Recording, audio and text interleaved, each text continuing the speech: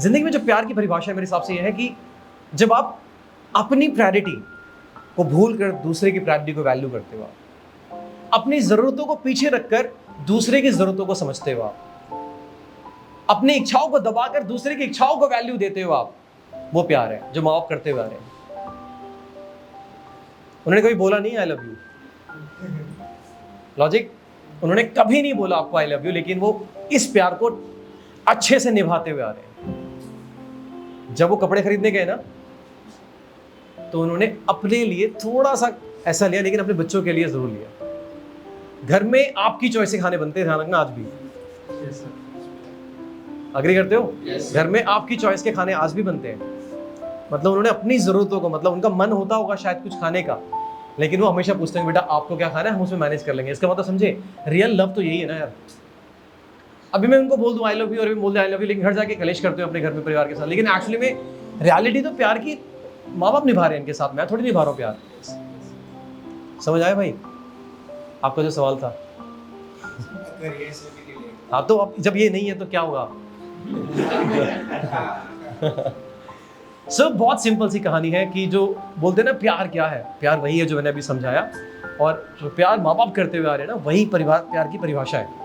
तो आपने जो आपको सवाल का जवाब मिला, आप अगर बोर फील कर रहे हो किसी के साथ में भी, तो उसका मतलब आपको शरीर से प्यार, आत्मा से नहीं। और अगर आप कह रहे हो कि बोर इस वजह से नहीं कि शरीर से, उसका नेचर में बदलाव आ रहा है, तो फिर वो क्या है कि वो प्यार अभी पूरी तरह से पनपा नहीं था, क्योंकि आप समझ ही नहीं पाए कि वो इंसान है कैसा। पॉइंट समझ आया? प्यार पनप रहा था और आपने बहुत कुछ इन्वेस्ट कर दिया उसमें। जैसे कंपनी स्टार्ट हो रही थी और पैसा पूरा लगा दिया गया, बाद में एहसास हुआ कंपनी फेल हो रही है। उसी तरह से बात है भी, रिश्तों में भी ऐसे ही होता है कि पूरी तरह से इन्वेस्ट कर दिया अपने आप को, बाद में एहसास होता है वो इंसान था ही नहीं ऐसा। तो उसका मतलब क्या हुआ? इन्वेस्ट उतना ही करो जितना का झेल पाओ। क्या नुकसान? लॉजिक समझे? नुकसान कैसे कि इतना ही किसी रिश्ते में उतरो जितना कि आप, अगर वो रिश्ता दूर भी हो तो संभाल पाओ, ना कि फिर बाद में अजय देवगन बन के घूम को फिरो, तेरी बेवफाई को बोला ना सकेंगे। बेवफा जेंडर नहीं होता है। हाँ, मतलब कहें कि लड़के नहीं होते, लड़के होते हैं। सर मीम चल रहे होते हैं ना आजकल यूट्यूब पे, लड़की कोई भी कमजोर से दिख रही हो स्कूटी चलाती हुई तो लिख देंगे पापा की परी, या कुछ और एडिशन कर देंगे उसमें, बदतमीजी कर देते हैं, और लड़के भी हंस रही होते हैं उसमें, लड़के कमेंट्स भी होते हैं उसमें, हंस रही होती है, मजाक उड़ा रही होती है अपने आप को। मतलब इस विश्व की 50% जनसंख्या को कमजोर साबित किया जा रहा है। समझ रहे हो आप?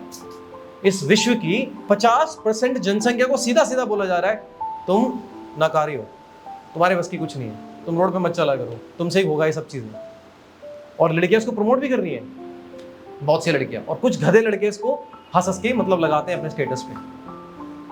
मैं तो बड़ा खिलाफ हूं लड़कों की, ठीक भाई, मेरी भी माँ है, वो मेरी माँ के लिए भी बोला जा रहा है, मेरी बहन के लिए बोला जा रहा है, मेरी पत्नी के लिए बोला जा रहा है, और आने वाले मेरे जो बहुत सारे दोस्त हैं, मेरे जो स्टूडेंट्स हैं, इनके लिए बोला जा रहा है। मैं कैसे झेल लूंगा सारी बातें?